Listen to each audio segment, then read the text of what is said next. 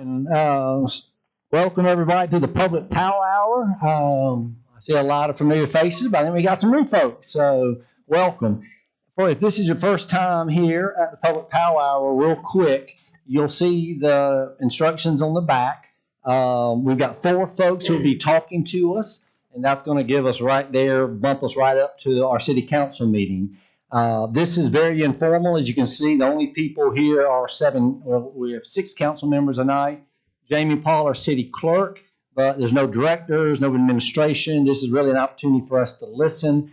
If we need to ask a question, we will. We don't vote on anything tonight. This is strictly an opportunity for you to give us information, for us to receive that information. So it will help us if we need to, depending on whatever the topic is for us in making decisions. So with that, we're going to jump right into, she's not a stranger. She's a friend of ours here regularly. Is Miss April Jordan with the Company Center. April, I'm going to have you come on and tell everybody about what you're holding and what they're going to see in town. Yes, thank you very much, Mayor and Council and everyone. I appreciate the time to come and speak with you guys. As you know, I come here and tell you the same exact thing twice a year, and we love y'all for that. My name is April Jordan. I'm with the Cumbie Center. We are a nonprofit agency that serves victims of domestic violence and sexual assault. We serve 6 South Carolina counties: Aiken, Allendale, Barnwell, Edgefield, McCormick, and Saluda. We recognize and participate in 3 awareness months every year. February is Teen Dating Violence Awareness Month, April is Sexual Assault Awareness Month, and October is Domestic Violence Awareness Month. We've got some things going on coming up for October. On October 2nd, we have a wonderful conference that is free to the public, as well as any of our professional partners that we have in our 6 county service area. So go check out our Facebook and Instagram for that information.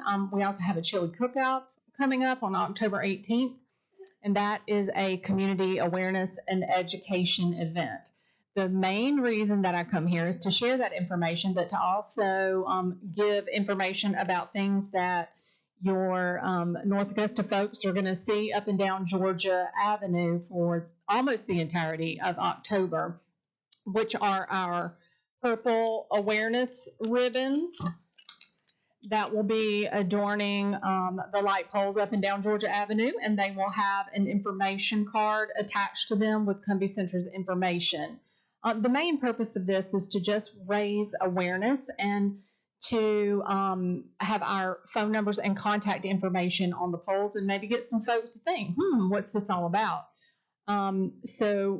It will direct you to our website, as well as our 24/7 hotline number for assistance, help, and also information about how you can help in this public health crisis.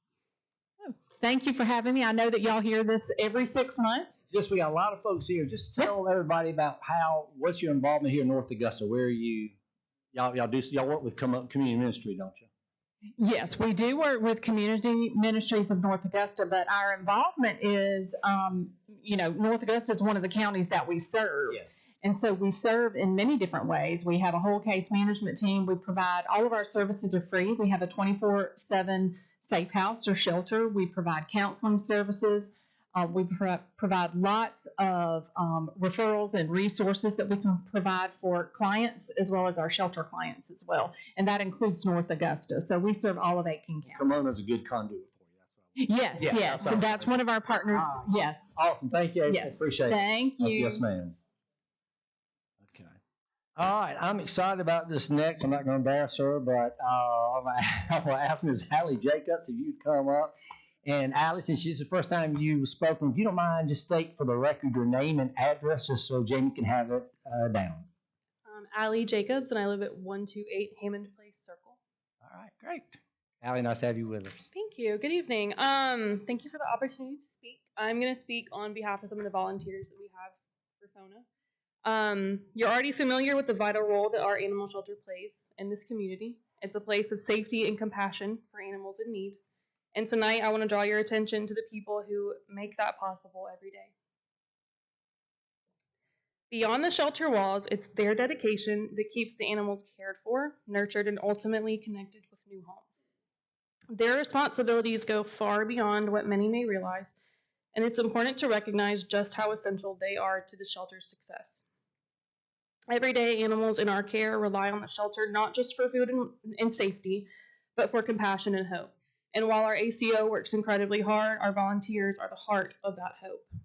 Our volunteers go through several days of training in order to learn the ins and outs of the shelter and the best practices in taking care of our animals. This includes helping to clean up the kennels, taking dogs outside to use the restroom and play, which only happens once, maybe twice a day, giving baths, and updating the team on any behavioral or health-related information pertaining to the dogs.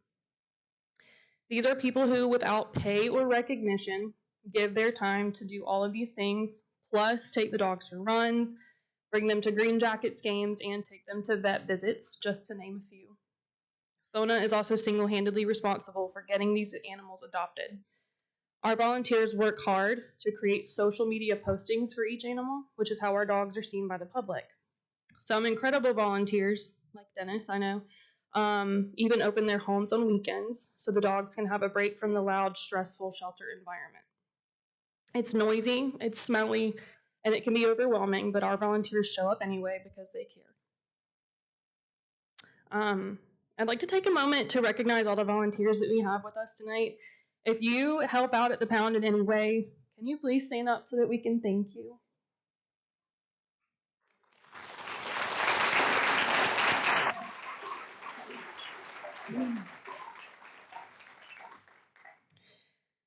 Sending our dogs to other shelters is not a sustainable or responsible solution. It's a temporary fix that shifts the burden instead of addressing the real issue.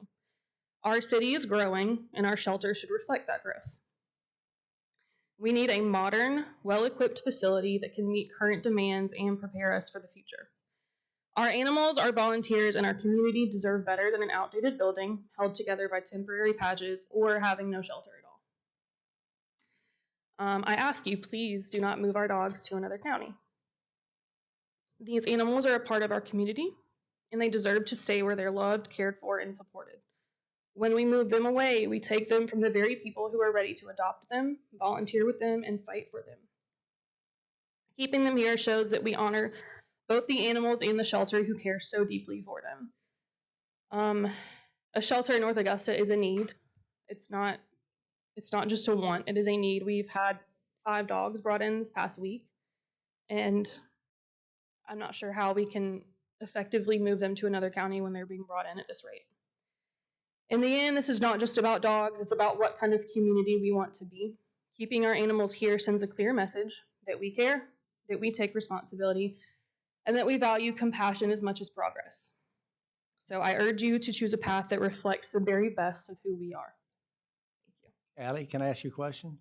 Tell me what got you excited as far as being involved. My grandma. I wasn't going to say that one. I was curious. Yeah. All right, very good. Thank you. Thank you, Allie. Good job, Allie.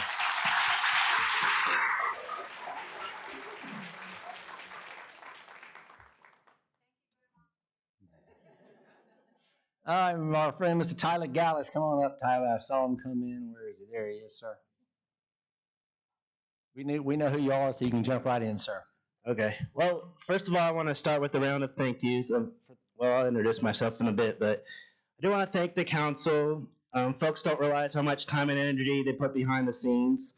They get a lot of targets, but I really believe we have a supported council now. And I want to recognize half the council just started this year, and they've already been hard at work coming at plans. So I have conversations with a lot. I don't think a lot of people see all that they do. So I want to thank them, and also thank the mayor for having a study session the other week. I guess that was just last week. So I personally feel it was overall very positive and exciting to finally see actual plans discussed. And I mean, I feel your struggle as leaders. There's been a lot of attentions. There's been a lot of emotions. I think you all are kind of almost tired and over it, but I want you all to stick with us. I'm excited to be at this point. I do want to briefly talk about myself. For those that don't know me, I moved to the area in 2007 to start the cardiac rehab program at MCG. I chose North Augusta as my residence, mostly to walk the dogs along the Greenway. Many young professionals do select the area because it's dog friendliness. I have 2 master's degrees. I earned my undergrad at Carnegie Mellon University, and I just feel I'm knowledgeable, experienced, and I still felt I've been left out of a lot of the strategic planning. I do request again a working community coalition instead of just the power hour rallies and the social media banter to be more productive. Um, and when it gets brought to my attention, why aren't you more like FOTUS or other groups? That I do need to challenge that. Thank you to Ali for speaking. I mean, FONA was a huge part of the shelter being cleared 3 times this year and the highest save rate, but we don't get a lot of support or recognition. In Aiken and other communities, they hired the same consultant and they actually carried out the plan. FONA's ideas are consistently given red lights, yellow lights, or put in the parking lot. So if we had a traffic plan that was all red lights and yellow lights and parking lots, then you could notice the frustration. So I will state strongly, without hesitation, that FONA has a huge positive impact on the animals in the city's care. And we've been told to wait our turn. I think now is our turn. And I'm very appreciative that we finally are having this conversation about proposals. And once we have a plan, myself, Grandma, a lot of others will rally for community support. I mean, we have a whole room. I mean, how many times have you seen this kind of presence? Like, we have the community here to support. I do want to change the focus on here now and discuss some plan options. So from the consultant report, transitioning from a traditional animal control and sheltering model to the current national standards requires a change in perspective. The idea of enforcement should be reserved for true public and animal safety as a community-minded approach to help constituents solve their issue. And I really feel like the shelter, up until this point, has only been talked in the context of law enforcement and taking dogs off the street. But it can be and should be so much more than that. Imagine if the city invested in a facility that could serve the community, where families could gather and volunteer, where youth and children can come be involved, get off their phones and computers, a center where the public can be educated on responsible pet ownership, where they have the staff who could care for the animals, and an animal control officer could actually get out to the city and help. I know the city has initiatives for enhancing tourism, small business development, education, parks and recs opportunities. A true shelter can be all that. Why not even make it part of parks and recs? Tourism, we have volunteers and doctors from across the CSRA.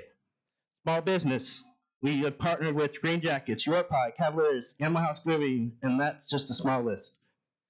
We market their services and partner both through social and adoption events, parks and recs. We literally had volunteers take dogs to the Augusta Run Club this weekend. I mean, we are doing all those things that align with some of these other city strategic initiatives. However, recently I've had to turn away a 10-year-old who wanted to get involved and help with the puppies. There's volunteers that come out there, and although it's improvement, and I do recognize the improvements, but it's still not the place for youth to come and get involved, and even some adult volunteers is still too emotional and sad for them too. But a true modern facility would change all that and let us take it to the next level. Our number one priority for FONA is keep the shelter local. Citizens from North Augusta will not travel an hour round trip to volunteer. We are working professionals with family, jobs, and personal lives. Moving shelter would lose this compassionate volunteer workforce, where I'm happy Ali came and talked, and it really is the reason behind the 97% save rate. The money has to be spent to build a facility somewhere, so let's keep this investment in North Augusta. Adding animals to either Edgefield or Aiken when they are both in crisis mode would negatively impact their communities as well, especially without the help of the FONA volunteers. A local shelter serves as an anchor and gathering place for positivity engagement. I still think we can explore county or other partnerships, but the actual facility needs to be in our community. In the study session, the old public safety building was brought up. I don't agree that just because some things are being stored there, that location should be off the table. The city already owns it. It makes sense to tear down the structure and build fresh. And it sounds like there's some support from the state to have funding to do that. The study session presentation did minimize the potential state funding involved, but you all had an entire proposal sent to you by Tabitha Waldrop to go to state for funding. That was 12 days ago. The city needs to take action and reach out to state and include them in meetings. We also talked about some short-term things, maintaining status quo. And I do want to recognize the shelter of today, September 2025, is much improved over even June 2025. especially with animal care and sanitation. I do want to give a huge kudos to Captain Hayes for his involvement in communication, and we continue to work with him weekly. There's so many things that now with that direct line, and we should have kind of established that sooner. I mean, there was even a rescue crisis this past month that could have really blown up. But together we kind of worked out and cool nerves a little bit. It still was kind of a misstep, but you're not hearing it like you would have 3 months ago. Short term, maintaining and elevating vet care standards, more on-site vet care, and establish vet care partner network versus maybe just having one contracted vet who offer different levels and types of services. Kevin Toole brought this up last week. Hire an additional staff member covering late afternoons and weekends. And just having rescue and volunteer friendly policies. That's something that we're currently working on too. It's just, we really got to prioritize our rescues and treat them right.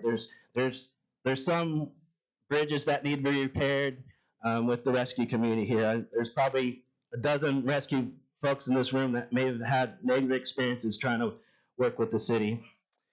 Fauna's vision, we're a community advocacy group and one involved in education safety net resources. Safety nets, that buzzword, that's basically keeping dogs out of the pound.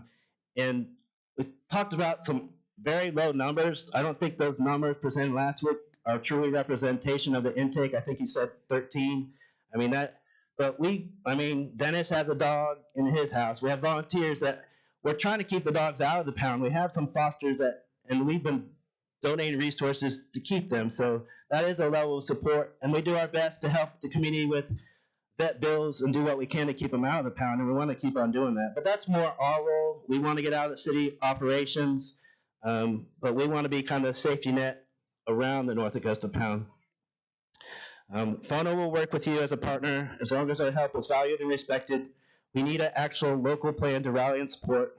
So please step back, change your vision, and how this can help the whole community in line with other strategic priorities with the city. Per the consultant report, city leadership is strongly encouraged to create such a coalition that would include pushing from the city of North Augusta, rescue partners, nonprofits, and other interested animal welfare advocates. The consultant states the most important aspect of the working coalition is transparency and open communication so all members are kept out of date.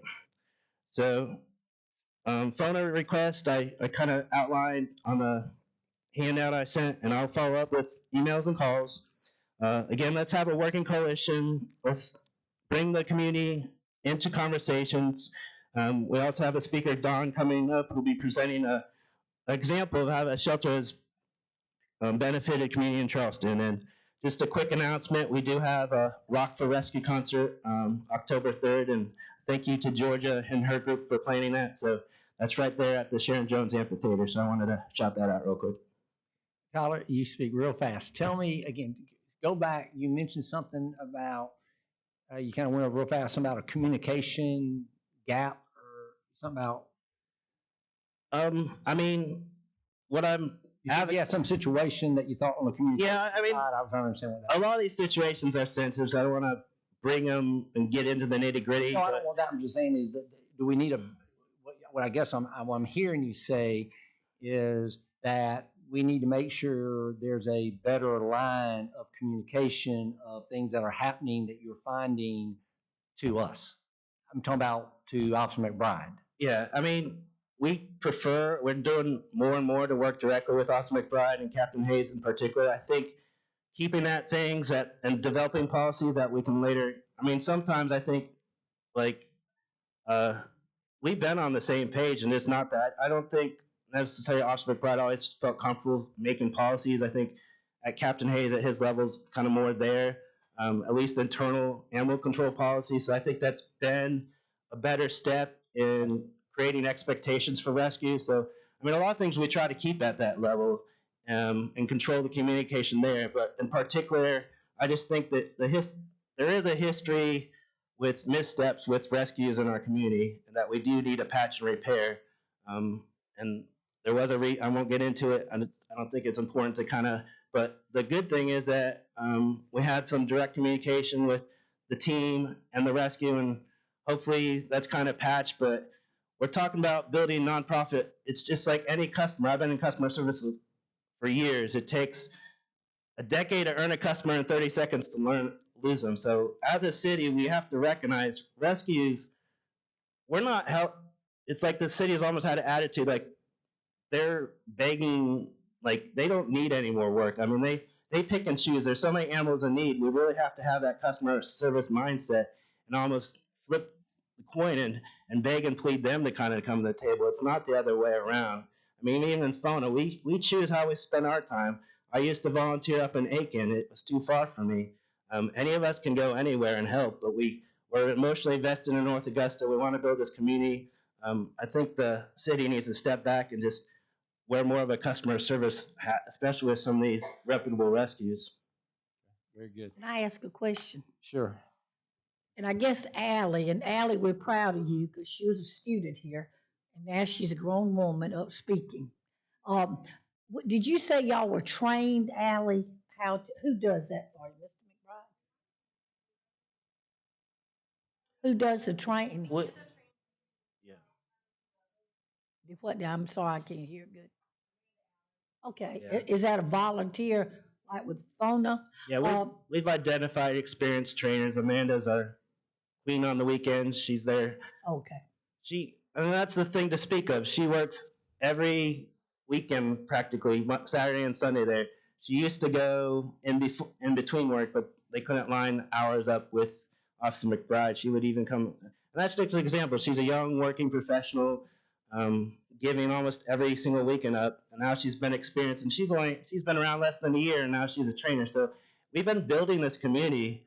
I think that's a huge asset we have here, and if we move it outside the city, I mean, most of our regular volunteers have been involved with less than a year. I think Dennis and myself are almost the only old school ones. I'm trying to think who else. The volunteers, I noticed all of you got on your shirts. Is it just the FONA people on your board, or anybody in here goes on them volunteers? Well, I mean, the board's kind of separate. We have a legal established board. I mean, half the board aren't even dog people. We have that's a whole nother question is how, I think someone's speaking on cats here today. We have two people more aligned with cats, and then myself, I don't know if Jamie's here, or the other two board members. So, I mean, that's what I'm saying. We're a community organization. We're not an extension of the pound per se. We chose to partner with the pound just because we started originally as a group to advocate for a new shelter, and then for a long time the city didn't want volunteers there. I think you brought that up a few months ago. So now that was a win this year, a huge win. We have established volunteer hours. That has never happened before. So it's just these small things that are kind of given in other shelter environments. We've just kind of started this year. Well, Dollar, I just want to thank you for that. Yeah. And I have shared this at a previous meeting. I did pat Dennis on the back about this. I will tell you this, you're absolutely right. That 97% adoption rate didn't have anything to do with me or anybody in this council, okay? The adoption rates because of what y'all have done. I know Dennis has got contacts in Ohio, and that's the first thing I did ask Officer McBride. So on the adoption rate, we thank you for that. Y'all have done that, and that is huge. So as always, good information. And we are listening, and you are making some inroads. So just thank you for that, and appreciate you being here. All right, thank Just you. one more thing. Travis Spears that teaches at the high school, he's a pilot, and he flies. Pilots for Paws. So y'all hooked up with that too? We have sent puppies through another rescue through Pilots for Paws to Virginia. Project Freedom Ride. Yeah, I mean, and a big thank you to, Project Freedom Ride. Molly's Militia was kind of a precursor to the FONA. They had a fight to help. Project Freedom Ride's been huge. I want to publicly thank Laura and Tony. When they got involved, it was a big turnaround for vet care. So we're not the only ones. There's been other resources that have stepped up, but I think we've kind of continued and build. I mean, I'm thankful to Laura and Tony kind of turned around some of the vet care there when they were actively involved. So, and then Paws Inc. There's been a number of rescues. So that's kind of where we're trying to keep that coalition going of some of the help. So it's not always FONA. I think it kind of gets blurred and muddy who's who, but we're trying to kind of be the glue to kind of keep people on board. Very good. Thank you, Tyler. Don Porter. Don Porter. Where's Don Porter? Yeah, come on. I kept looking at you. I thought that was you. Don, if you would, just you need to pull that down and speak into way it down. and give us your name and address for the record. All right. Good evening. My name is Dawn Porter, and I live at 1958 Green Forest, and it's my pleasure to be here. It says, I think, on your paper that I am here to talk about alternative avenues of promoting the city's animal shelter. And I'm not sure they're all alternative, but yes, some are. Yeah, speak in the microphone. This is one of my things here. And I'll talk to them, Don, and then Don, I'll tell you. You got to get in front of the microphone. Okay, all right, Don't sorry, thank you. Point, just look this way. Or not I want everybody to okay, I'm going to keep my eye on you. People watching you. So all right. Let's do it. So I come to you with some experience. I moved here from Charleston 5 years ago with my daughter, and I lived here as a little girl. I went to elementary school. So anyway, I came back, but while I was in Charleston, I worked with the board with the treasurer, financial part, because we opened the first low-cost spay-neuter clinic, and we broke even in year one. This last year, they did 15,000 spay-neuters at that one shelter. That's amazing when you look at how that, pans out. Additionally, besides working on the finance committee, I served as president during the building of the facility in 2008. And so I've seen Charleston had 5 homes before they finally got to the state-of-the-art facility that they're in right now. So anyway, let me move on. In 2025, projected sales in the United States on pet products is $157 million. And this will come from homes that have 66% own a pet. And this translates to 86.9 million households. And 65 million have dogs. Cats make up 46.5, and the 11.1 are fish. Okay. So these numbers are steadily going up, and they have for the last 3 decades. Pet ownership fuels economic growth by creating billions in revenue, supporting millions of jobs, and generating significant tax dollars. Think about the tax dollars on that money. 157 billion. Supporting millions of jobs and generating significant tax dollars for various sectors, including pet food, veterinary care, grooming, insurance. And let's see, and retail.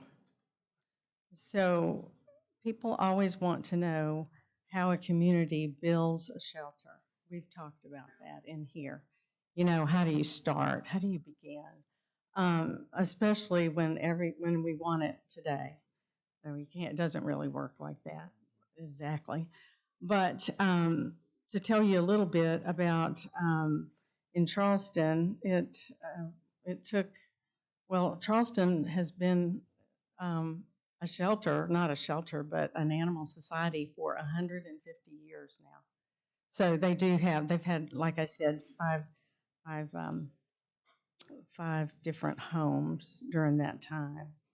So Charleston County built that was a combination of public and private sources, including a significant land deal with the Charleston County, and also private fundraising.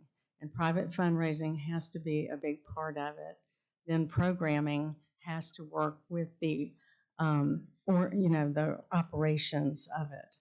And so Operational costs for shelters are covered by community donations, corporate donations, foundation grants, special events. Okay, so this is a special event. This is a birthday party held at the shelter. And, he says, my adoption is free thanks to the birthday bash. And they put the child's name up there. Those parties they're not cheap. I mean, they make fees. There are fees, and they're popular. Investment income also is part of that. Bequest, you are looking to get people to include the animal shelter in their will. Fees for licensing can be revenue producing. And in the city of Aiken, they have every animal after 4 months of age, I'm sure you know, has to be licensed with a rabies tag and be licensed. So, and the way that goes is, it's cheaper if they are neutered or spayed, okay, to get that. It's a one-time fee, but still it's a fee. And then in other areas, in other places, it's much more expensive where they charge fees. So in Aiken, if they're sterilized with a microchip, it's $0. So, but if you're sterilized and no microchip, $30. Fertile with a microchip is $100, and so fertile no microchip $100. And they have different reasons why you might not have to do Dawn, with this. Yes. this is really, really good information. What I'm gonna ask you to do for you, if you have that, I need you to email. I need that information. Okay. We're past 6 o'clock. We have Okay. a regular city council meeting we have to start. Okay. So this is really good stuff. I really want to get more information on a number of things you mentioned. So Joanne, I didn't chance to call you last week. I was sick, but Joanne told me. So I'll get in touch. I need to get that information. Okay. Okay. Okay. But I hate to cut you off, but Okay. this is fantastic. Would This you is really just- good stuff. Well, thank you. Will you just flip through the slides? Can we there's 4 more. Yeah, Can we've we just got- do that? We have a picture of them. Okay. Well, not everybody. Oh, okay. Okay. This one is one of the pictures, and there's a memory garden there where they make money because they sell rocks to put the ashes in, and they even have crypts. Okay. Do you have the other ones? Okay. And there you see is the shelter being part of the community. That's what it is, part of the community. And you're making fees off of these events, and they're learning to be volunteers. That's good. Thank you. All I right, appreciate it. you're welcome. Very good. Thank you very much. All right, public power is closed out, and we'll be going right into our city council meeting in just a second.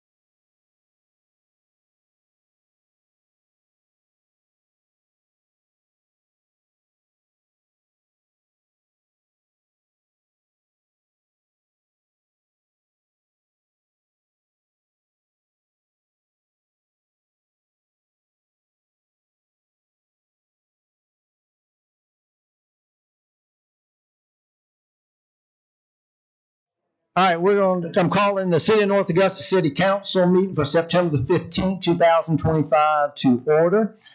It's good to see a lot of folks stay. A lot of people stay. That's awesome. Thank y'all. You are welcome to join me in prayer. Dear God, as we begin to do the work of our city, we have heavy hearts as we have reverently remembered the tragedy of 9/11 last week. We also locally we pray for the protection over this city in these turbulent times in this country. We specifically lift up the Bennett family who lost their son Jerry on our soccer fields. We thank the citizens, EMS, and our public safety for all their efforts. We ask your guidance, God, to give us discernment to make the best decisions for our citizens in North Augusta. We ask for your blessings as we strive to honor you in our roles as elected officials. And we thank you most of all for loving us. Amen. If you're able, please stand for the Pledge of Allegiance. I pledge allegiance to the flag of the United States of America, to the republic for which it stands, one nation, under God, indivisible, liberty and justice for all.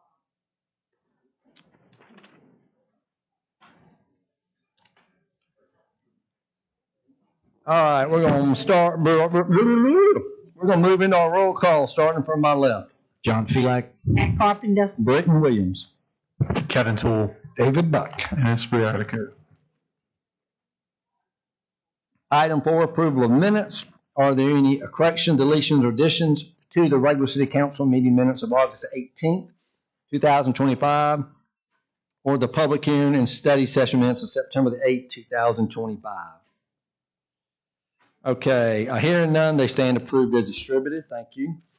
And I know I saw her walk in. I don't know where she's sitting. Where's Miss Beth Francis? There she is. Meet me in front here, Miss Francis.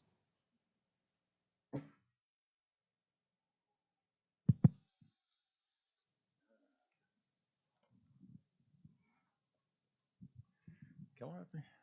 Not every day, not every meeting we have a celebrity. How you doing? Great, great. All right.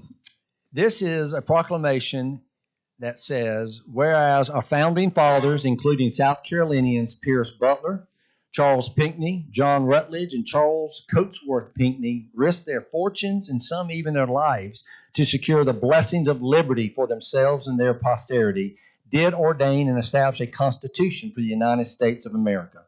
And whereas September the 17th, 2025 marks the 238th anniversary of the drafting of the Constitution of the United States by the Constitutional Convention, and whereas the anniversary of the signing of the Constitution provides an historic opportunity for all Americans to learn about and recall the achievements of our founders and to reflect on the rights and privileges of citizenship as well as its attendant responsibilities, and whereas the independence guaranteed to the American people by the Constitution should be celebrated by appropriate ceremonies and activities during Constitution Week, September the 17th through 23rd of this year, as designated by the proclamation of the President of the United States of America in accordance with Public Law 915.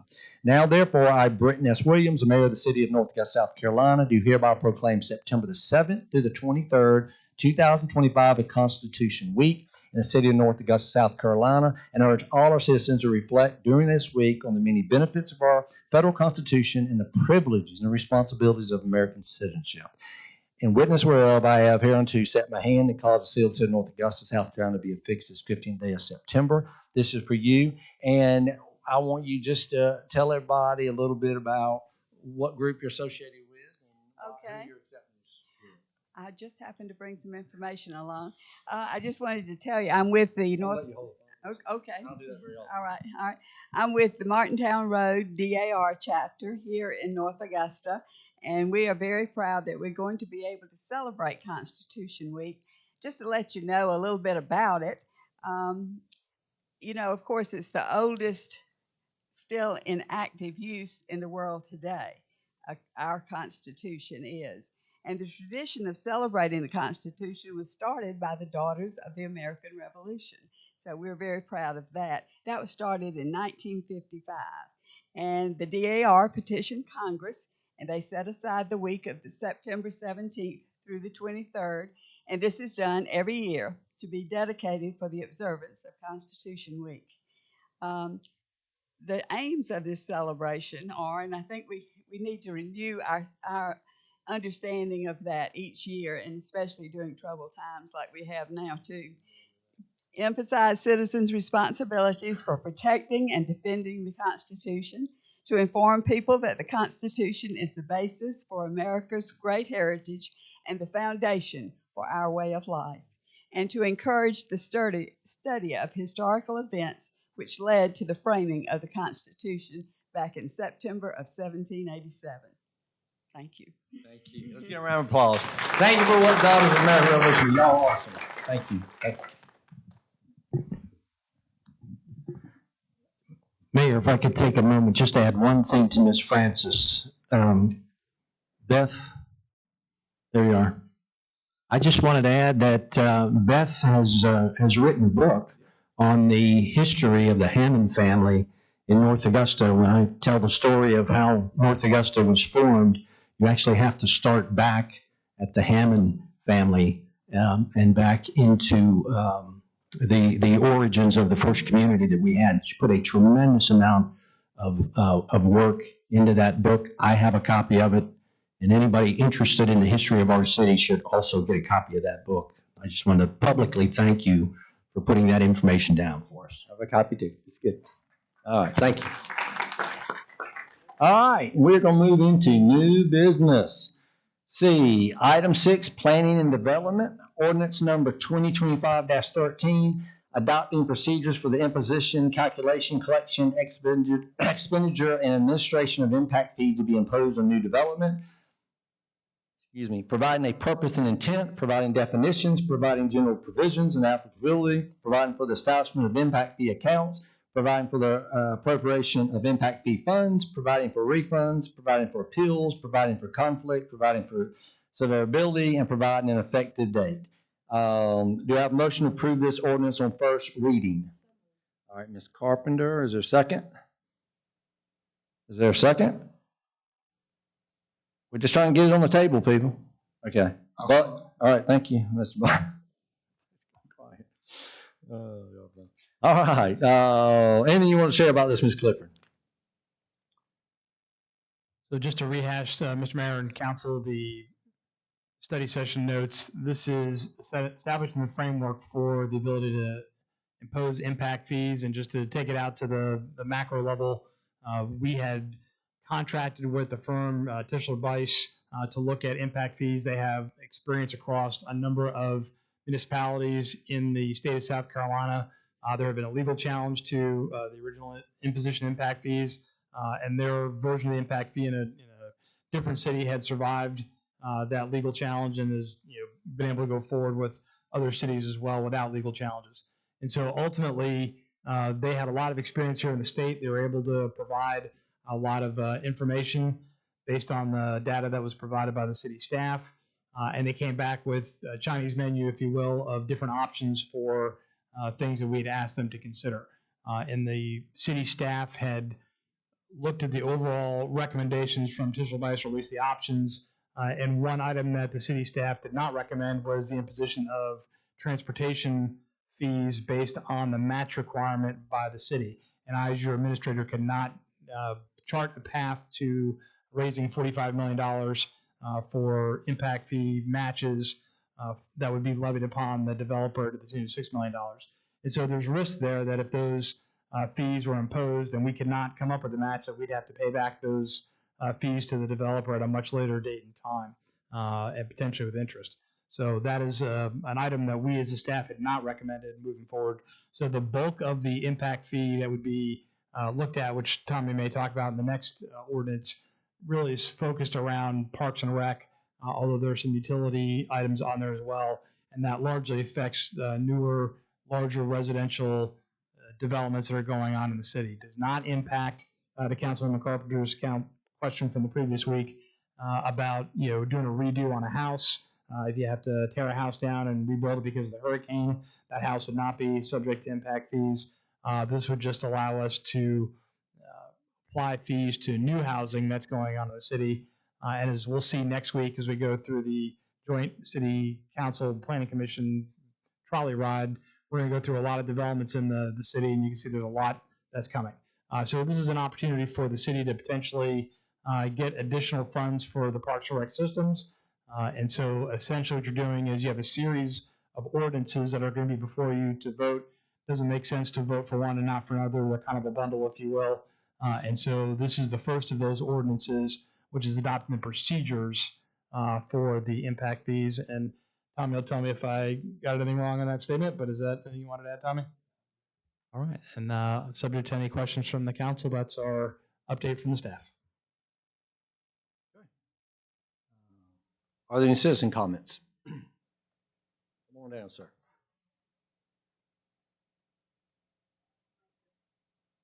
Oh, I didn't see my counterparts. You want to go first? Okay, sorry. Jason Winkter, Ivy Development, 672 Industrial Park Drive, Evans. So, Mayor and Council, I just want to reiterate our comments and my comments, and if Tiffany wants to speak, she can, obviously, from the public hearing last week. You know, we as an industry are constantly battling increased costs, and most of those come from sources that are not controllable by us or at a local level. Every time cost goes up, buyers get cut out. So it's not, you know, it's not whether it's $500 or $1,000. It's just the cumulative effect of those. They add up quickly. And, you know, the more and more of those come in, more and more people cannot afford to buy a house. And so, you know, that's our overriding concern. You know, the consultant put in his report, I don't know, roughly 200 permits a year for the next 10 years to give you the anticipated income levels. Well, if you look back since 1973, there's only been a couple times that there's been a 10-year run in either sustained permits or increasing permits year over year. That's just the way the economy works. It's up and down cycle. Most of them have been 5-year cycles. We're on a 10 or 11-year cycle right now. So a continued 10-year for a total of 20, 21 years would be pretty awesome. I mean, we'd love to have that for our industry, but I just don't know that that's realistic. You know, again, we mentioned we build the infrastructure. Everything's brand new. We pay for it all, that water, sewer, road, storm. We pay for that, and then we deed all that over to the city. So when the city gets a new neighborhood, that infrastructure is brand new. And then the builder turns around, pays impact fees on water and sewer taps. You know, all that money should be able to go straight to long-term care, maintenance of older parts of those systems. They shouldn't have to have any maintenance. There's no burden from the new systems. You know, if there's a problem with the system, it exists before that new person moves in that new house. And then this last one, I want to be real careful how I say this, but I guess just straight out is the best way, right? North Augusta has a fantastic Parks and Rec system, well known for it, and well deserved. It's a great reputation. But the majority of this money, the way it's proposed now, goes to Parks and Rec. In my opinion, I don't see where Parks and Rec is an essential function of government, like water and sewer safety is. So I think, you know, the bulk of the money going to Parks and Rec, if you're concerned about infrastructure for the city, then I think that money maybe needs to be redirected to other systems. So thank you very much. Thank you, Jason. Who else? Tiffany, come on. Waldrop, come on down, young lady. I have numbers today. So I'm not saying my numbers are perfect or exactly correct, but forget the number of years and the 200 units or 200 homes per year. Okay, if we just took the math, which I think is erroneous, I agree with you, Mr. Felak. I think the numbers are weirdly a little wonky. But as we still look at the potential of bringing in a little over $10 million to the city of North Augusta if we impose impact fees. So strongly request that we consider that's potentially minimum if the math is correct. That's all I got. Okay, thank you. Who else we got? Good evening, Mayor and Council. Thank you for letting me speak again tonight. I'm really going to be short and sweet. I think the one thing that we need to keep in mind with impact fees is what exactly they can be used for. They cannot be used to staff these new parks and recreation. They cannot maintain those new parks and recreation. So again, at some point, if you're going to dump $10 million into your system and use 60% of that for new parks and rec, how are you going to pay for that maintenance on those new parks and rec? At some point, it's going to fall on the citizens. You already have a budget shortfall to provide services that are needed in your county, hence why there was an impact fee study. But one of the things I want to say is the reason that there is all this new development, commercial, restaurant, retail, is because of housing. Every retail development, commercial development follows rooftops. They look at traffic counts and rooftop counts. That's why, because y'all have grown, the residential sector has grown. That's why y'all have all these lovely new restaurants, shops, and all this commercial development. Grocery stores, retail stores, all of that look at how many rooftops, median income, and traffic counts. That's why you have the things that you have already in the city. And I would love to see that continue. I know I hear that a lot when I go and speak in your community, as the citizens want a Trader Joe's or this grocery store or this restaurant, an Olive Garden or a Cracker Barrel or whatever. All of that only comes if there are rooftops to support that. So I just want to keep in mind that housing builds communities. We want people, we want families to be able to own homes, and we want them to be able, their children to own homes and their grandchildren. I know as a mom, I want my kids, first of all, to move out of my house, second of all, to own their own house and be productive citizens. So that's what it boils down to, is really about families and making housing affordable and obtainable for every single person, not just the greedy developers. I promise you, they're not getting richer. They're getting more creative and trying to find ways and pushing out to find other ways to provide housing for our families. Also, one thing that our builders and our developers don't tell a good story about is I want to just reference, and I hope I don't get a little teary-eyed because every time I talk about it, but our industry, my members, when Hurricane Helene hit, donated over $1.7 million in free labor to help our community as a whole. We had 12 teams working around the clock. They removed trees from people's houses, out of their driveways, off their cars. We then donated another $65,000 to help people who lost not just their car, but also their house. So they had an insurance deductible, 2 car deductibles. They might have been out of work. They needed somewhere temporarily. But our builders and developers right here in this community gave that money and helped those people. Not one bill was sent to me when I called this contractor to do that. And we actually are also rebuilding a 83-year-old Army veteran's house that he lost his house. He had paid it off 32 years ago and did not keep his homeowner's insurance and had 3 trees come on his house. And our industry has donated all the time, the labor, and the materials to rebuild that house. So our builders and developers give back to this community. If you go to any ball field or any soccer field, I spend a lot of time on those, you look around, I promise you, there's a real estate company, there's a builder, there's a developer, a bank that does mortgages that are supporting our kids on the Parks and Rec and on these soccer teams. So I just urge you to really think about the families of the future and all of that money that you're going to dump into your system. How are you going to continue to pay for that? Thank you so much. Thank you. Appreciate it. Who else we got? Come on down, Ms. Milton.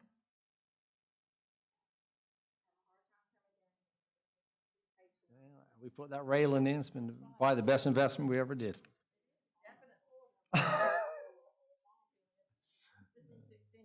Yeah, exactly. I didn't plan on speaking tonight, but I can't not Just state your name and address for the record. I'm about to get to that.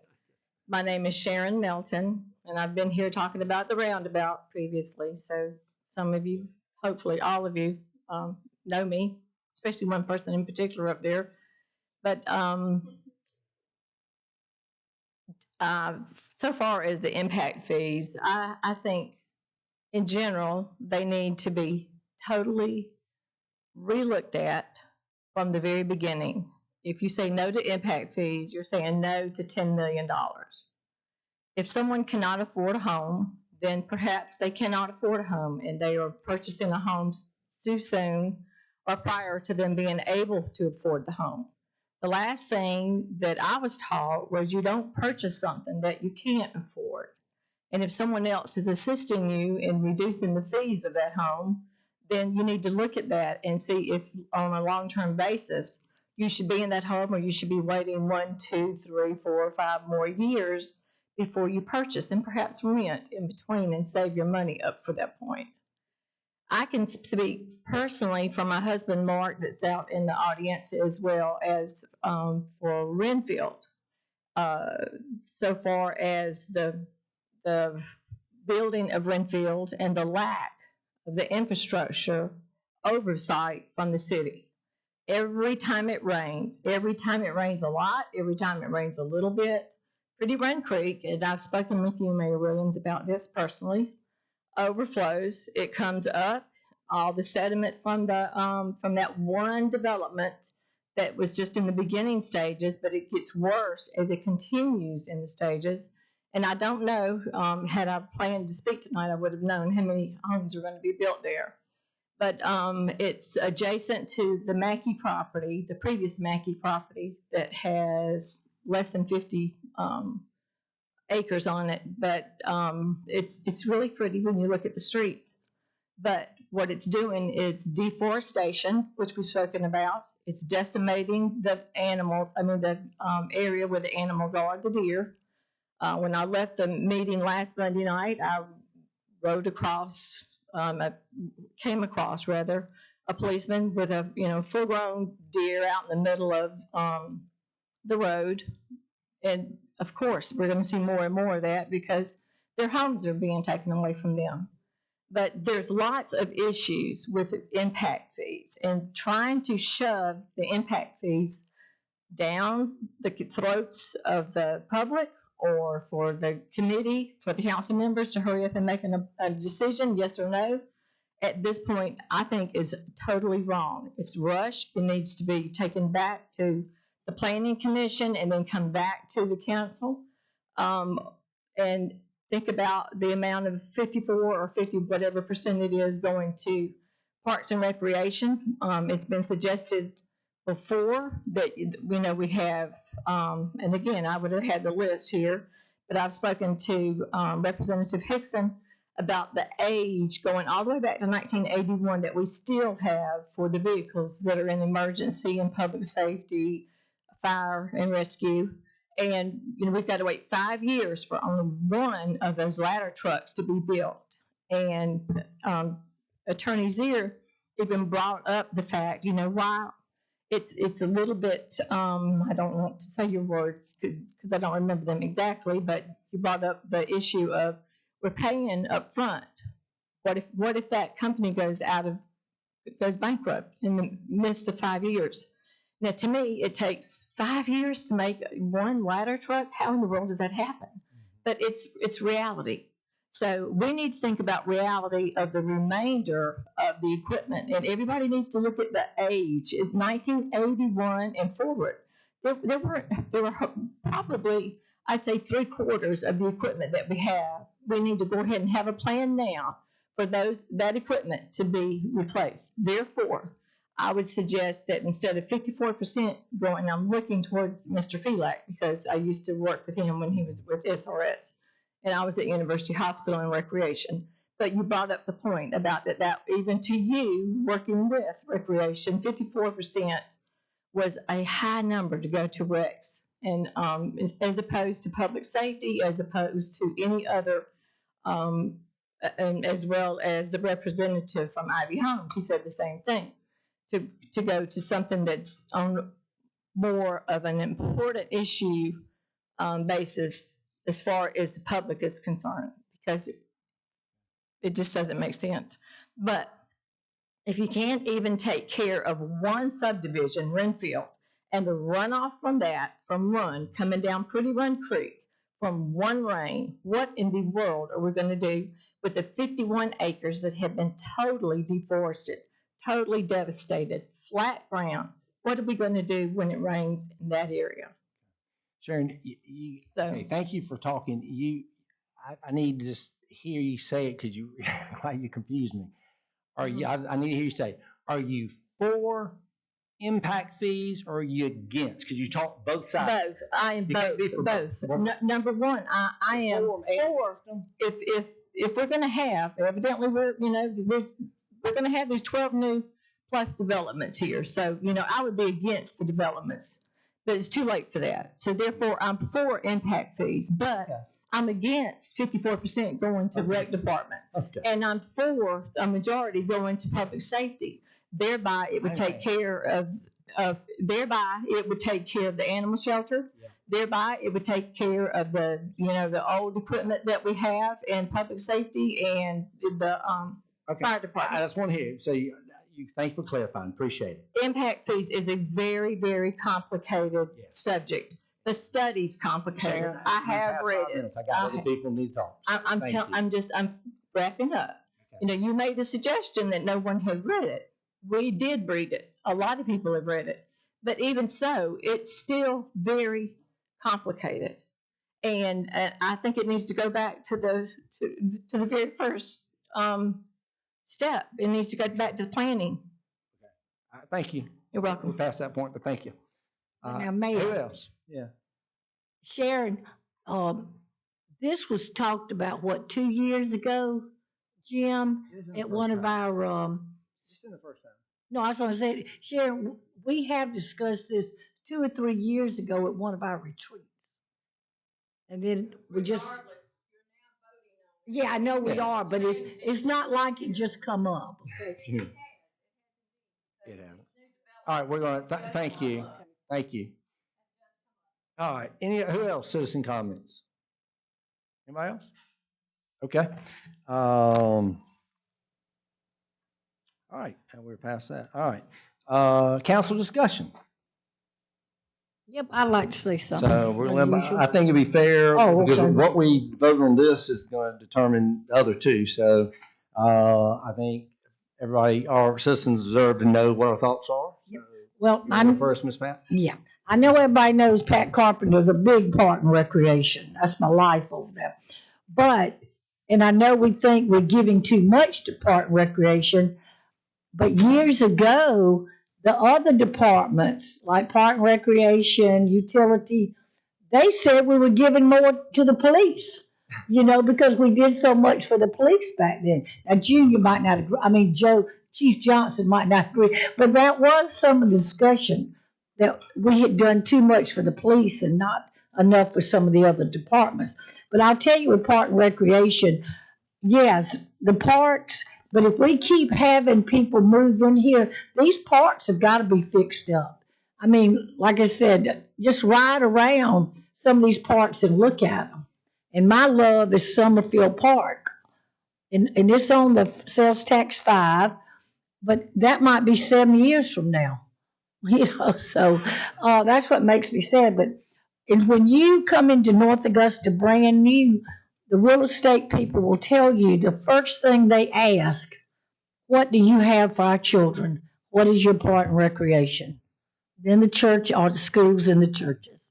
So I think it is important to help that. But like I said, and then what will happen, I think what Cher was talking about, that if we keep the money with this, then in our budget money, we could do, but if we have to take stuff out of the budget money, then you're talking several years before anything can get done. So, and is it a hard decision? It sure is. It's a hard decision. What is best? But do we want our citizens that have been here that we might have to go up 2 to 3 meals in a tax raise? Nobody, I grant you, our phones will be ringing off the hook then. And so, like I said, it's a tough decision. What you should do is right. And we just have to think about what is right for our 25,000 citizens. Yeah, I continue to have reservations about the impact fees, out of respect for the Planning Commission that's put a lot of work into this and past councils. And, I'm really a new guy on the block here, about 4 or 5 months, and that's about it. But I do know that between when the city was formed in 1906 until today, we've gotten to where we are without impact fees. And we've gotten to where we are by the community paying their fair share of taxes and us using the ability to budget items to better our community and to plan for the future. And I think we do a very good job of that. I know, water and wastewater and sanitation all cost money, but those are all programs that we pay for. And I asked the question today if those items that are available to non-residents of the city pay a higher fee. And why do non-residents of the city pay a higher fee for those services? And the answer is because they don't pay our taxes. So in other words, that's where our taxes are going. They're going for those items. So, the percentage to Parks and Rec, certainly one. I don't think the city needs any more facilities. Part of that plan was for new land. I don't think we need that. I think there were some items left out in that plan that didn't identify the land that we have available and the parks that we have available. And also, I just read an article where there's a new state park coming into the area, the old Misty Lake property, which is on Oscaga Lake Road, which will be a state park. It was part of the Dominion settlement with the state of South Carolina. And I don't know what's going on into that park. I would think that that the location of that park is closer to some of our citizens than Riverview Park is to some of our citizens as well. I also struggle with the fact that we have a lot of non-residents that use our facility that come to North Augusta, whether it be the Greenway or the tennis courts or Riverview Park or definitely the splash pads. And we have a lot of non-residents that use our facilities as well. And I kind of struggle with that more so than the impact fees. But personally, I cannot and cannot support the impact fees. I'm going to cast my vote against them, and that's it. Stay in line, I guess. John summarized my feelings pretty well also. In general, I was excited to hear about impact fees as I thought about the infrastructure needs in the city. But I do struggle with so much of it going to Parks and Rec when I feel like there are other infrastructure related needs that really ought to be the recipient of them. Again, and I'm not second guessing the recommendation to leave the way that the law is written, the way that transportation infrastructure has to be handled. I'm not disagreeing with the decision not to pursue that. It's unfortunate because to me that's where most of the need was. So to John's point, funneling it to Parks and Rec, though there are needs there, it is very much what the city's known for. I'm a supporter of Parks and Rec. I think it's important. We've been able to fund those with fees and taxes up to this point. I just don't see I'm having a hard time getting behind this particular proposal with the funding being weighted to Parks and Rec the way that it is. I'd kind of like us to maybe step back and rethink it. I know we talked about public safety. There are some limitations, as I remember from the consultant, and how those fees and funds can be used for public service or public safety. And again, that is something, as was stated last week, that could be added subsequently if we decide to put that back in. But just under the current iteration, I'm struggling to support it based off of that.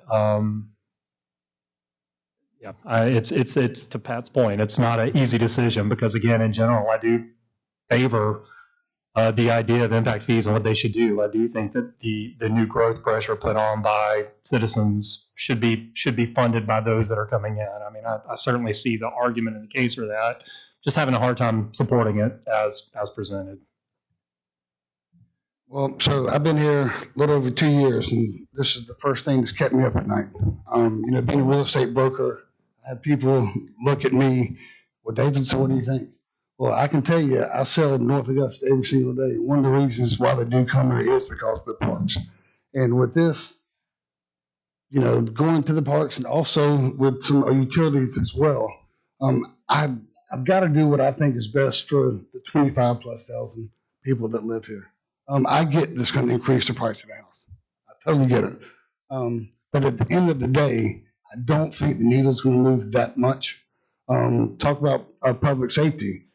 You know, we got the sales tax to help fund some of those projects. We got the new ladder truck from Graniteville. So that replaced that 1981 truck. Am I correct? Yeah, okay. So we are taking care of some other needs. We have that Old Country Club property. And this would be a way to help develop that property that's on the whole other side of town, which is where a lot of the new growth is going. So we got to take that into consideration as well. But I will say this has been a real hard decision for me, personally and politically, but I'm for it. I agree with Miss Pat. And when I think about children, you know, everybody pegs me as the dog guy, but I've got 2 kids and I love kids. And my kids got to take advantage of the rec system here in North Augusta. We have no parks around Exit 5. I mean, even if we closed up some of the unused parks on this side of the town and redeveloped them into something else that would be an asset, those kids out there have to drive all the way to the other side of town to go to a park. And, you know, some of those working class parents, they just don't have the time with their work schedule to get in a car to drive them all the way down to Riverview. So that I want it out there for those kids. I have a hard time wrapping my head around so much going to parks, but so be it. If that gives us an avenue to go back and add public safety and some of the other things we're thinking about, it's good. And I got to do what's best for the 25,000 people that already live here. And we filled this room up 3 times with people who want a new shelter. And if we got to raise millage rates, it should be to go towards something like that. And, you know, let the people moving in that want to come here and enjoy North Augusta like everybody else pay for the new parks. Let them help pay for some of the new public safety equipment. It's not, some of the people that I know, some of the people that have lived there here their whole life, like, they're not on board with all the new development and everything. And the last thing they want to do is pay for new stuff for new people to come here. So I absolutely represent them when I say I'm for it. I have a hard time wrapping my head around so much going to parks, but it's important that we get that money so we can start developing parks out on Exit 5 for those kids. And it gives us an avenue to go back and add public safety and add other things that we think about that are important. And if the county's out there taking $2,300 a head to tap into the sewer system, I don't see a reason why our citizens shouldn't also benefit from impact fees. Thank you. Very good. I'll just end up with my comments. I really appreciate Jason, Tiffany, I don't think Lauren's here today, y'all's advocacy. Just fantastic. Brought up a lot of good points. I took a lot of notes. Here's where I'm looking. I just don't think impact fees, they aren't going to stop growth. Okay. Hypothetically, you have 4 builders, 4 developers. You know, if we have impact fees, maybe that drops to 2, maybe 3. I just don't think growth is going to stop strictly because we have impact fees. Will the cost be passed on to the buyer, which was a point that brought up? You know, that's a business decision by the builder and developer. Jason listed a whole bunch of fees last time. My guess is probably a lot of those fees are being passed down anyway.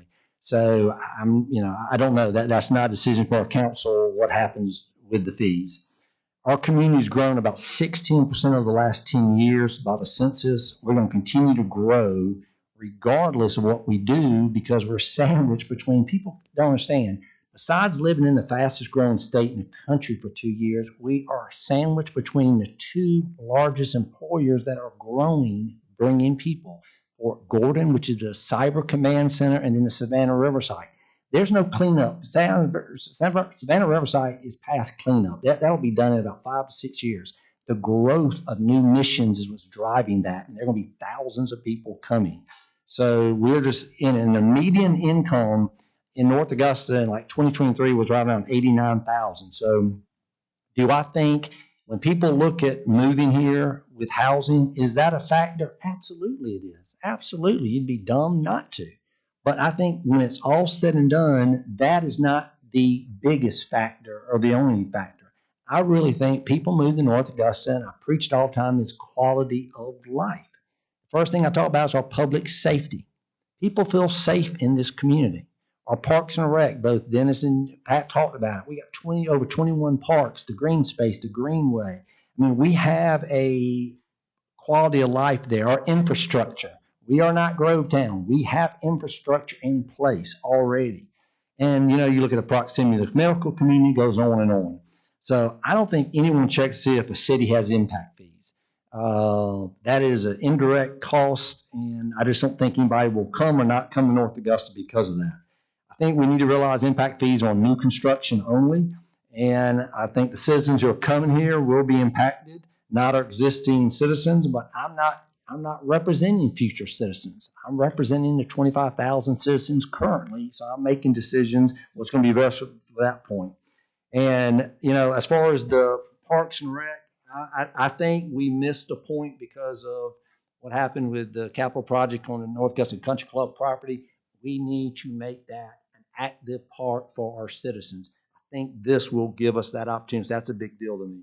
Sanitation, we're going to need new sanitation trucks. We will buy 2 from this. That's substantial. 2 sanitation trucks. That's a substantial, that's a tangible, substantial. And yes, I agree. Kevin and I have talked about it. Is the water and sewer as high as we wanted? No, but it still is fees coming in. So, and John, you bring up a good point. You're right. The city has never had impact fees, but prior to about 15 years ago, we never had a capital project sales tax either. And I think about what has happened because of that and what that's done for our community. So, I'm going to support the impact fees at this point. So, with that being said, any other council discussion? Just one quick point, and that is just to remember that operation and maintenance costs are not included in this. Any new park you build, anything you have, you're going to continue to have to supply money to maintain them. And our needs are in personnel. I mean, just our open positions right now, I think we have 14 open positions in the city, and it's going to continue to get worse. I think we need people in our community, and I think the new people coming in are going to contribute positively to our community. And I think not having impact fees, whether it's a do or die decision for a new homeowner, I think it's better that it's not there. I'd rather see a little bit more space in the houses. I'd rather see more homeowners than rental units. And I think that the impact fees do not add positively to that. Gotcha. Very good. Thank you. Any other discussion? All right, here now, I'm going to ask for a vote. All in favor, raise your hand. That's 1, 2, 3, what's that? 5, 4, 1 against. Okay.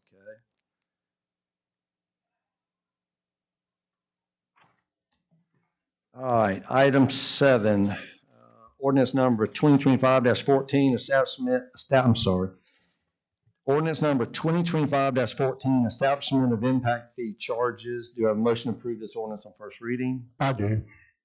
Okay. Mr. Bradica? That's your first time making a motion. Way to go. You're not a virgin anymore. Way to go, buddy. Do you have a second? Don't tell my wife. Do you have a second? Who's that? Ms. Carpenter? Okay. Thank you. Anything you'd like to share about this, Ms. Clifford, beyond what you've already said? No, Mr. Mayor and Council, just this lays out the actual charge structure. It's listed pretty clearly in the resolution about what those fee structures would look like, but this is an addendum, if you will, or a secondary ordinance to the first one that you just passed. Okay, very good. Any citizen comments on that beyond what you've already shared? Sorry, as a correction that you did not pass because you've only done the first reading of that ordinance. Yeah. Are there any council discussion beyond what we've talked about? Okay. And hearing anything else, I'm going to ask for a vote. All in favor? And that is 5 to 1. Okay. Thank you. All right, item 8, planning development ordinance number 2025-15 to amend section 2-16 of the North Augusta City Code regarding impact fees for properties with utilities provided through annexation agreements. I do have a motion to approve this ordinance on first reading. Ms. Carpenter, is there a second? I'll second. Mr. Buck, thank you. It's a quiet group. Anything additional about that? Mr. Mayor and Council, this really just kind of puts a framework around how we're going to deal with the annexation agreements and how utilities are provided and the resultant of impact fees or transference to their end. So this, again, just deals with entities that are currently not within the city limits that may end up being annexed in at a future date. Any citizen comments? Any council discussion? All right, here none, I'll ask for a vote. All in favor? And that's 5-1. Okay, thank you. All right, item 9, planning and development ordinance number 2025-16 to amend the zoning map of the city of North Augusta, South Carolina by rezoning plus or minus 0.40 acres of land owned by HF Developers LLC, tax parcel number 007-13-01-014 from PD Plan Development to DTMU2 Downtown Mixed Use 2. Do I have a motion to approve this ordinance on first reading? So moved. All right. Mr. Toole, thank you. Is there a second? Mr. Carpenter. Thank you. Anything you'd like to share about this, Ms. Clifford? Mr. Mayor, if you wouldn't mind, I've asked the IT folks in the back to go ahead and put up first of my backup slides. Pictures are worth 1,000 words, and this will probably go a lot faster than me trying to tell you what it is. Next slide, please. There we go. So what we're trying to accomplish with your vote on this is to, if we're changing things around, it looks real complicated in the resolution. I'm going to try to make it as easy as possible, which is what we're trying to achieve here is the technical solution for something that the council had already approved, which is the overall parking plan for Riverside Village. This is specific to parcel K. So if I could orient you to the building design that's there, you got that kind of E-shaped building there. And then where the green circle is, that's the parcel that we're talking about. And essentially what that allows us to do is to put a limited number of parking spaces in that area. And in order to accomplish that, we have to move property from Hammond's Ferry into Riverside Village and then have it zoned appropriately. And that's essentially what we're trying to achieve with this resolution. So I saw some chatter about how this is going to start to encroach on Brick Pond Park and whether it's going to go beyond that. And you can see it's within, it is beyond, I should say, the 25-foot buffer requirement from the shoreline of Brick Pond Park to the edge of the construction zone. So it meets the physical requirements. And all this does is just squeezes out a couple extra parking spaces there off of Lafayette and Railroad Boulevard. Railroad Avenue is on the very bottom of that slide. So it kind of shows you that's what we're trying to achieve with this very long-sounding, item for you all to consider as the ordinance. We had this, newer council members weren't part of that, but what we're really doing is now that we got to this point, we're just finalizing what we had already talked about and approved in the past. Any questions for Ms. Clifford? So essentially, the only thing that's going to go in there is a couple parking spaces. That's what the rezoning is for. Okay. That's all that's for. All right. Are there any citizen comments? Okay. Any council discussion?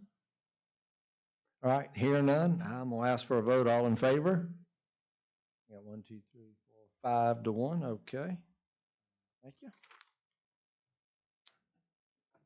Let's see. Public Services, item 10, resolution number 2025-28, authorizing multiple expenditures from Fund 36 ancillary to the Regional Solid Waste Transfer Station project. Do I have a motion to approve this resolution? Ms. Carpenter, is there a second? Second. All right, Mr. Toole, thank you. All right, sir. So just as a reminder from our study session for the citizens that are here tonight, watching, or those that are watching online, basically when you look at Fund 36, that includes the principal and interest from the Department of Energy lawsuit settlement money, and the city of North Augusta was in receipt of $37 million for that lawsuit. And that was designated by the state legislature and was also further designated for 3 separate projects. So the largest portion of the money is going to the new Savannah Bluff Lock and Dam at the tune of $20 million for future O&M of that facility if it comes our way. $15 million for cyber infrastructure, and $2 million of that is for the transfer station, which you all, or at least have had the opportunity to see in the ribbon cutting event that we had for that, which also allows us to have a future revenue line. And so the interest of that $37 million of principal, which is down to $35 million now, because the $2 million has already been spent for the transfer station, the interest we're applying to those 3 projects. And so what you have before you here is what I believe will be the final request for interest funds applying towards the transfer station. And this goes towards the trucks and then also a metal building which will use to house the trucks and also our trolleys. So that'll be a big help for us there. And the city council, I understand that we have 3 new members from the previous city council, but the previous city council had made a decision last budget cycle in the 2025 budget to use funds out of the DOE settlement funds to buy trucks as opposed to taking that out of the sanitation line, which helps defray some of the overall costs and potential rate increases. So if we can go, you have, I believe, 5 items listed there in the resolution.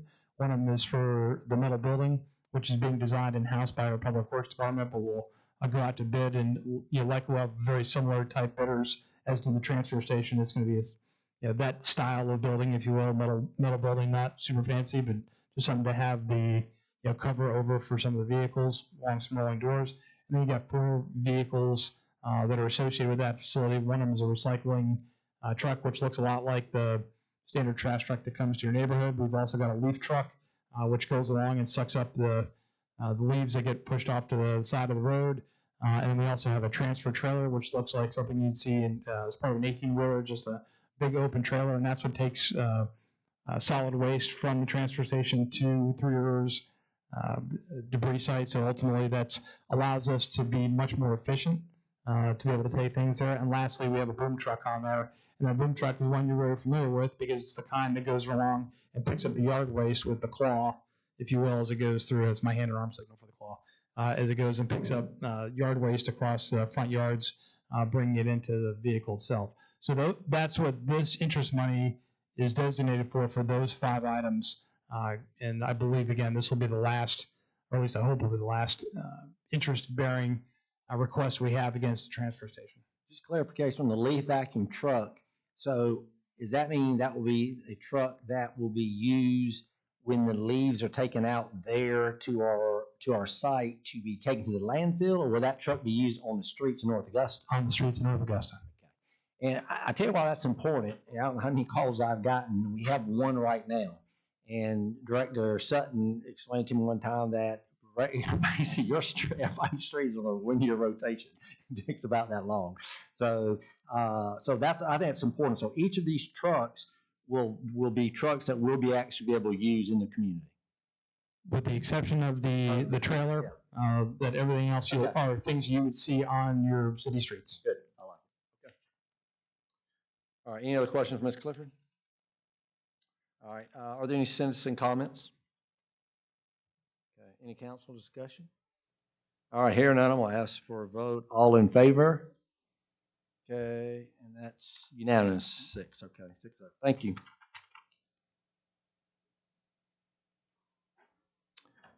All right. Item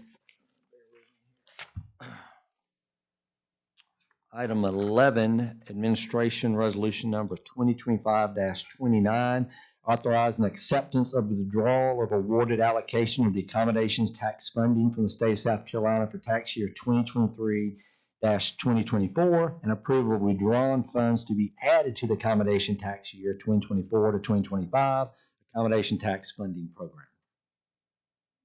Do you have a motion to approve this resolution? So moved. All right, Mr. Toole, was there a second? All right, Ms. Carpenter. Okay. Anything you'd like to share about this, Ms. Clifford? Just a reminder for Mayor and Council and our citizens, this is essentially rolling money from one fiscal year into another. We had previously, or the city had previously granted $20,000 to the Augusta Symphony and they were unable to use the grant in which the way it was intended.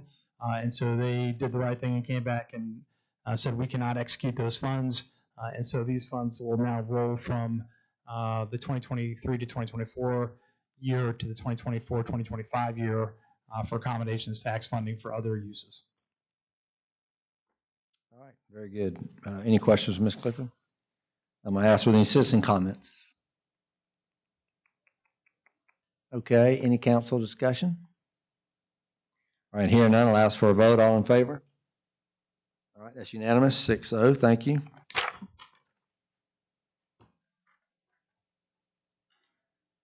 Item 12, administration, resolution number 2025-30, committing the city of North Augusta to provide a local match for the Municipal Association of South Carolina Big Idea Grant and following its procurement policy when securing services and products with grant funds.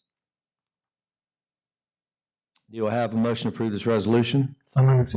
Mr. Toole, second. Second. Mr. Feeling, all right. Wake up. Good. Thank you. It's my first one as well. No, yeah. I think it's second. Anything you'd like to share about this, Ms. Clifford? So as with many grants, what we try to do or strive to do here with the city council is make sure that you know what we're signing people up for. And so there is a Municipal Association of South Carolina grant program, and this is one of them, a Big Idea grant up to the $100,000 mark, and requires a 5% match, so $5,000, which is stipulated in your resolution in your packet, would come out of the Capital Projects Fund.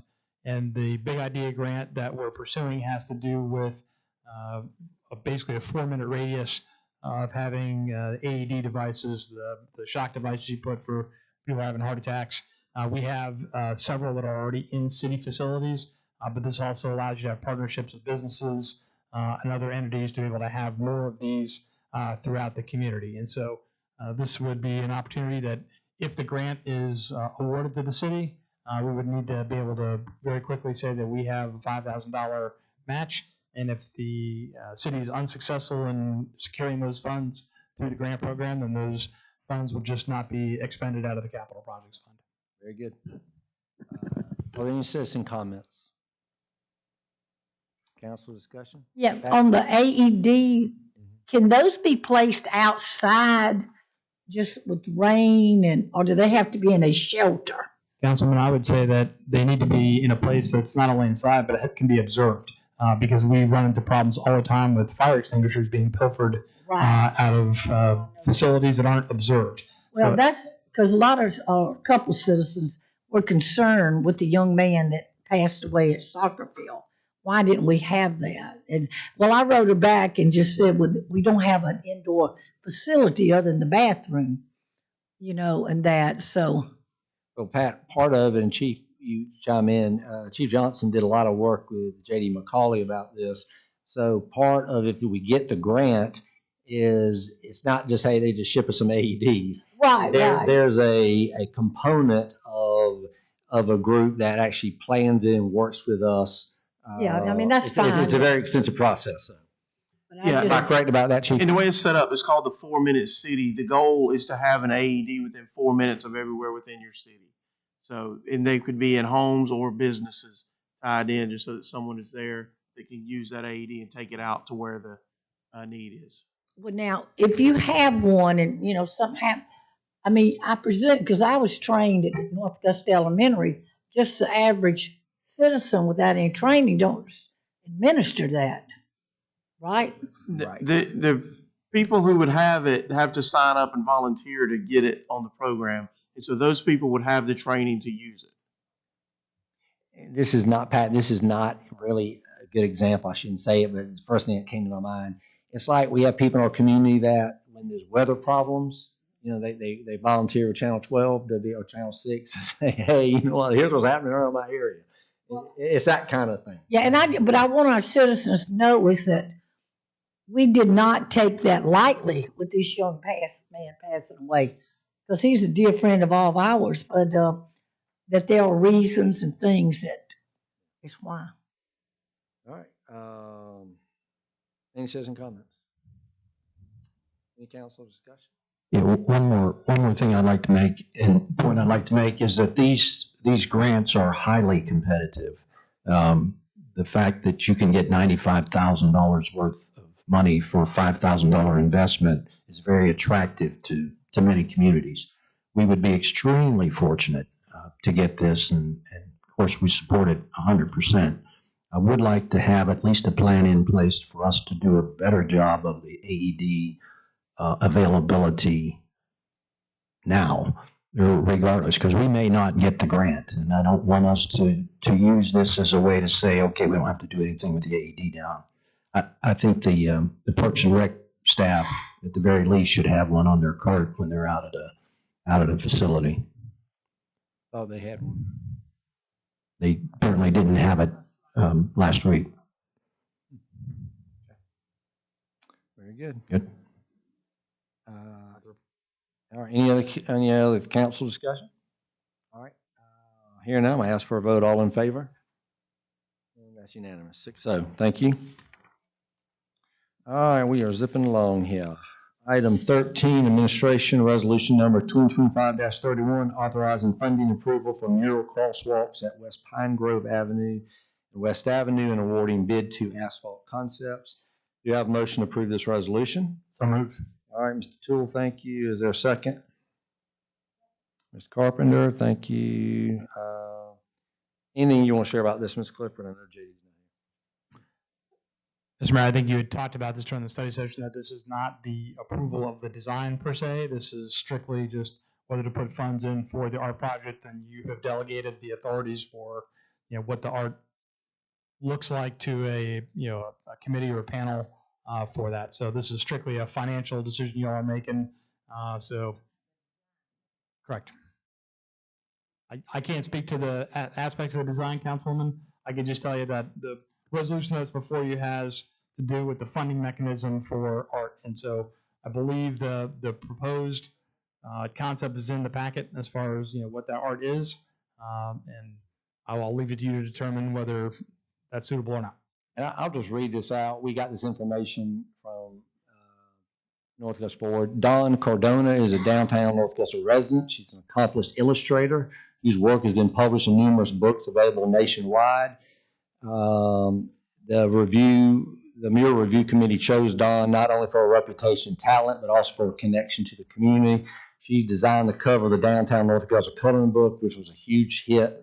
They really liked that the idea is, and I think this is the thing we talked a little bit about, I don't think we emphasize, for me, what this does is, to me, I don't care so much about the design. It's bright, but it's engaging for pedestrians and noticeable to drivers without being distracted. And that's kind of what we see in communities that's doing that. So anyway, that's my 2 cents worth there. I'll give a little clarification for Jim. Anyway, any citizen comments? Okay. Any council discussion? Yep, here's old Pat again. I'm really hoping, and I'm gonna hold that up. I do not like that design. I think, yes, that we want people to be safe crossing the street, but also that we want people constantly looking. Now, what is that? What is that? Like that. Now, is this North Augusta Forward doing this, or is it North Augusta, the city of North Augusta? Yes. Because we appointed the committee, or Mayor, you did, I guess. And and I'm going to still, now, I will vote for a crosswalk. Answer your question. It's no different than with the Bevel Edge. So the Bevel Edge owns her building. She went out with her dollars and paid an artist to do the love. Okay. In our situation, we own the street. Okay, that crosswalk. We got a grant. JD got the grant. North Augusta Forward is getting the artist to do. Now, why is that? Review. Because that's one of the objectives of their organization. Wait a minute, I'm not quite. Say that again now, Mayor. Because amenities, the downtown, that's part of the objective of that organization to do things, to work with us, to make our downtown more inviting. But I mean, really, financially, they're not doing anything because of the grant. Well, they are taking care of the cost of the artist. I mean, most people, most people I know, she's an employee. I mean, that's fine. I don't care who the artist is. I mean, that don't Yeah, I bother know, me. but she's the one who's. Yeah, but I just, like I said, and I talked to the mayor today about this. Is it like coming from the yoga place to the Pippin house, or Pippin house to the bank to the parking lot for your pie? It's the I mean- crosswalk at West Pine Grove and West Avenue. I know, but, Crosswalk. There's two crosswalks there. oh, so there'd just be two big, Well, there's only two crosswalks yeah, there. okay. So if I'm at yoga, I can push my button and flash a light, and I can go across there Yeah. into the White House in the corner. If I'm at Regions Bank, I can push it and walk across, and I'm at the empty corner back lot of Sheila's, Yeah. or your pile, whatever. Right, but now, a couple more things. Do we feel that is the best location? Now, for me, myself, and I don't see a lot of people walking and crossing right there. You know, and I'm Pat, down it there. is the largest, the biggest crowd of Third Thursday. Third Thursday, is there. yeah.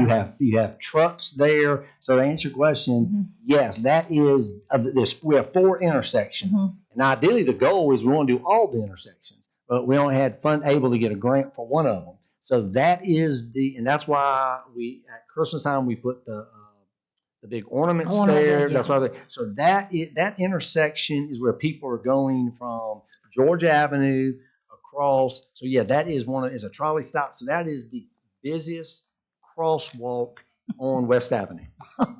Well, I just don't see them. I might see them at Christmas with the ornament there.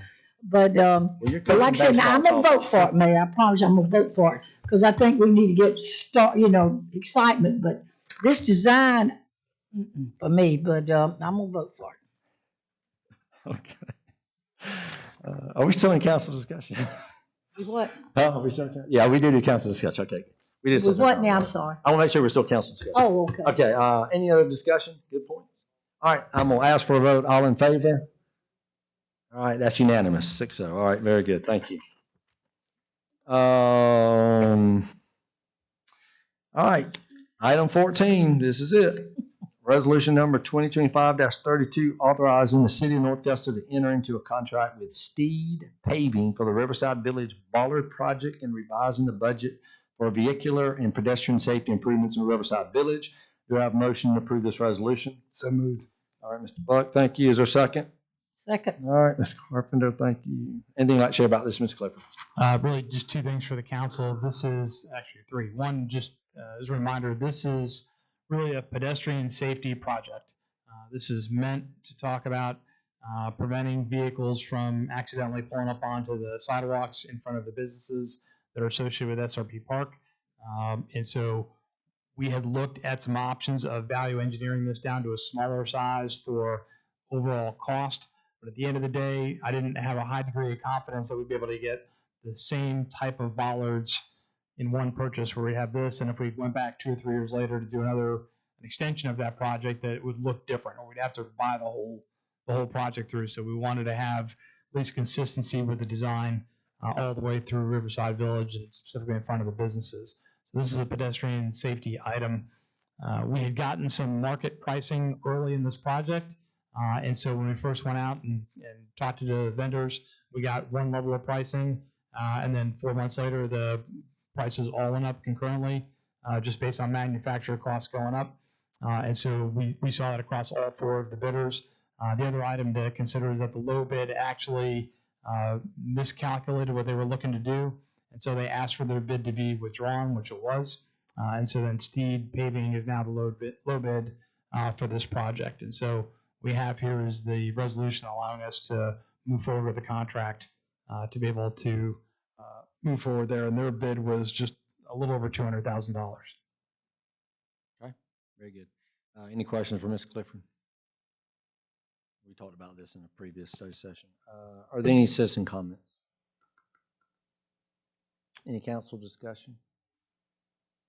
Okay, we'll ask for a vote. All in favor? Okay, that's 6-0, unanimous. Thank you. All right, item 15, administrative report, update on utility billing system. So I'll give a verbal update, Mr. Mayor and Council. And so we've had now the entire month of August, we've had our utility bills go out on time, both the 10th and 25th. We've had The first part of September goes successfully. We got our billing out on time before September 10th, and we have the next one coming up here on the 25th. And so what I would anticipate is after 2 full months, 4 separate bills going out, we're going to go ahead and start reinstituting the telephonic notifications to citizens to let them know that they're delayed on payment if they are. We are not prepared to institute any late fees or turnoffs at this point in time, but just wanted to give at least you a heads up. So if you get calls from your citizens that at the end of the month, if they start getting phone calls, about getting caught up on their payments, that's coming. That's one of the techniques we'll use to try to get folks back on the Do Right program, as Mr. Paradise calls it. Is that person or is that a machine? How will they be calling? I believe that's by person, but I have to double check for Mr. Mayor. From already. Okay. And that starts when? I'm not planning on reinstituting that until after the 25th of September bills go out. End of September 25th. Okay, good. I missed that. Thank you. All right. Okay. Any comment, any questions for him about that? All right, very good. Thank you, sir. We're at item 16, presentation, communication, and recognition of visitors. At this time, citizens may speak to mayor and council regarding matters not listed on this agenda. So all you raise your hand, just come on down and give me your name and address. So is anything out there, folks, here on any matter that's not on this agenda? This is your chance. Yes, ma'am. Come on down.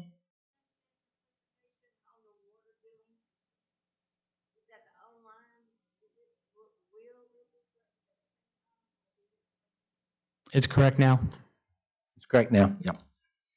Okay. All right. So we're gonna get into adjournment. All right. I've just got 3 things I want to highlight, but before I do, good for the order. Any comments? Well, and John, no. I know we talked about the mural, but we can't do it on Georgia because that's a state road.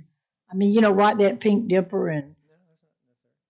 To me, it would be better there, but, I know we voted on that, but I just want to throw my 2 cents. Councilman, I would just say that there's still the Georgia Avenue traffic calming project that we're going to be doing there with pedestrian safety measures. So what I'd hate to have the city do is invest money into a sidewalk project or a crosswalk project that we're going to have to then either stripe over or do something different. Okay. All right. Anything on your end, sir? I just want to add something I think is positive. We had a lot of discussion over the past couple of weeks about the animal shelter. Kind of hit Mr. Freitas and I wish he was here tonight. What do we do different that they don't do in Edgefield or Aiken? We're centrally located. That's why we make miracles happen at 61 Clay Pit Road, which is essentially a trash dump all the time. So instead of, we know the county, Aiken County is looking to expand, but they can't buy the property. Edgefield County is also looking to expand. Why would we expand into those rural areas that don't draw a lot of foot traffic? If they're looking to expand, why don't we invite them to expand with us here? And we do something that's never been done before and help the animals throughout the area instead of just thinking about North Augusta. And ask them to help us burden some of that cost, which I know is a big deal for a lot of y'all. Thank you. Very good. All right. So here's my thing. Tyler, I guess the first thing I had on me to say, free concert Friday, October 3rd, amphitheater, raise money for FONA. Georgia, is she still here? Georgia House is not here. I know this is maybe not for y'all, but for folks out there watching, they're looking for sponsors. So if you're a business and you want to sponsor, they've got about 5 or 6 different packages. So my guess is amphitheater is going to be packed with people and dogs. So that's going to be an exciting night. Third Thursday's coming up, this third Thursday. Really, this is exciting. The Arts and Heritage Center, which is right below us, they are going to be opening a new exhibit, which will become a permanent exhibit. It's called the Palmetto Park and Pond. And this is something, quite frankly, that people don't even know about, but there was one of the best ponds of musical acts. This is around World War II. It was the #1 gathering spot for the African American community in North Augusta. You had you had the number of the musical people that came: Louis Armstrong, Cap Calloway, Ella Fitzgerald, So anyway, they have George Forbes and Garland Gooden who work there. They have killed themselves. Adina Berry is doing a lot of the color painting and images. But if you have not seen, you got to see this thing. I'm telling you, this exhibit is incredible. This was actually on the old Hamburg. It was on the old Chitlin circuit, which was when Hamburg was here. So anyway, this is a fantastic exhibit. So if you want something, this is this Thursday, 6 o'clock. Get on the trolley, man. Come see the exhibit, then go up and walk around and support our local businesses. On the 20th, this is wild. I'm glad it's a mustard crawl because I don't like ketchup, but there's a mustard crawl in our downtown. It's not a bourbon crawl. It's not an alcohol crawl. It's a mustard crawl. And really, we got all our downtown merchants are going to be having, they're going to be cooking bratwurst. They're going to have different types of mustards. Orange Otter, which is a toy store, they're going to be doing all kinds of coloring with yellow for kids. So it's going to be just a very unusual thing to get into the Oktoberfest. So that's like from 10 to 6, and that'll be all through downtown. So I think that's kind of exciting. So just got a couple of really neat things happening in our area coming up next few weeks that if you're looking for something to do, hope you'll participate. And with that, we thank you all for being here. Thank you, council, and we stand adjourned.